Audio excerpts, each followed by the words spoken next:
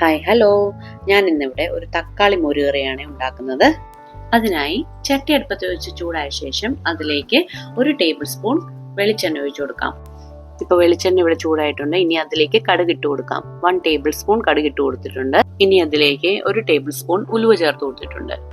ഇത് രണ്ടും ഒന്ന് പൊട്ടി വന്ന ശേഷം അതിലേക്ക് 1/2 ടീസ്പൂൺ ജീരകം ഇട്ട് കൊടുക്കാം. ജീരകം ഇവിടെ പൊട്ടി വന്നിട്ടുണ്ട്. ഇനി ഇതിലേക്ക് നമുക്ക് 2 വറ്റൽമുളക് ചേർത്ത് കൊടുക്കാം. കുറച്ച് കറിവേപ്പിലയും കൂടെ ചേർത്ത് കൊടുക്കുന്നുണ്ട്.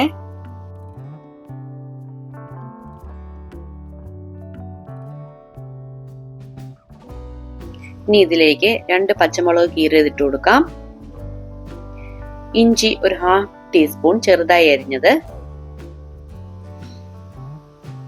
ഇവയെല്ലാം ചേർത്ത് നന്നായിട്ടൊന്ന് നമുക്ക് വഴറ്റിയെടുക്കാം.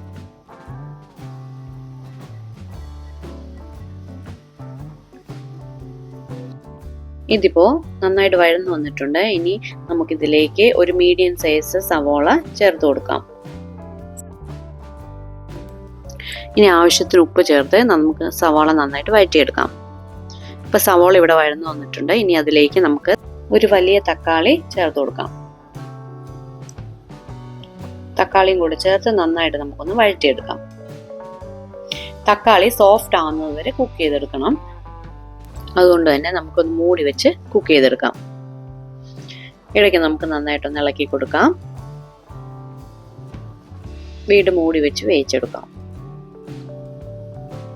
ഇപ്പൊ തക്കാളിയൊക്കെ സോഫ്റ്റ് ആയിട്ട് വന്നിട്ടുണ്ട്. ഇനി അതിലേക്ക് ഒരു 1/2 ടീസ്പൂൺ മഞ്ഞൾപ്പൊടി ചേർത്ത് കൊടുക്കാം. കായം ഒരു 2 പിഞ്ച് ചേർത്ത് കൊടുക്കാം. നന്നായിട്ടൊന്ന് പച്ചമണം മാറുന്നത് വരെ വഴറ്റിയെടുക്കാം. ഇനി ഫ്ലെയിം ഓഫ് ചെയ്തിട്ട് അതിലേക്ക് തൈര് ചേർത്ത് കൊടുക്കാം. ഇപ്പൊ തൈര് ചേർത്തിട്ടുണ്ട്. ഇനി ഇത് നന്നായിട്ടൊന്ന് മിക്സ് ചെയ്തെടുക്കാം. നന്നായിട്ട് മിക്സ് ആയിട്ട് വന്നിട്ടുണ്ട്. ഇനി ഇതിലേക്ക് ഒരു കുറച്ച് വെള്ളം ചേർത്ത് കൊടുക്കുന്നുണ്ട്.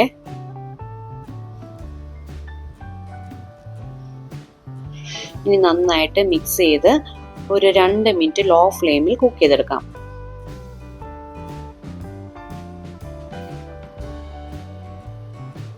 ഇപ്പോൾ ഒരു അടിപൊളി തക്കാളി മോരുകറി റെഡി ആയിട്ടുണ്ട്. നിങ്ങൾ എല്ലാവരും ഉറപ്പായിട്ട് ഇതൊന്ന് ട്രൈ ചെയ്ത് നോക്കണേ. നിങ്ങൾക്കിത് ഇഷ്ടമായാൽ ലൈക്ക് ചെയ്യുക, ഷെയർ ചെയ്യുക, സബ്സ്ക്രൈബ് ചെയ്യുക. അതേപോലെ തന്നെ നിങ്ങൾ ഇങ്ങനെ ഉണ്ടാക്കാറുണ്ടോ എന്നുകൂടി കമൻറ്റ് ചെയ്തേക്കണേ. Thank you for watching.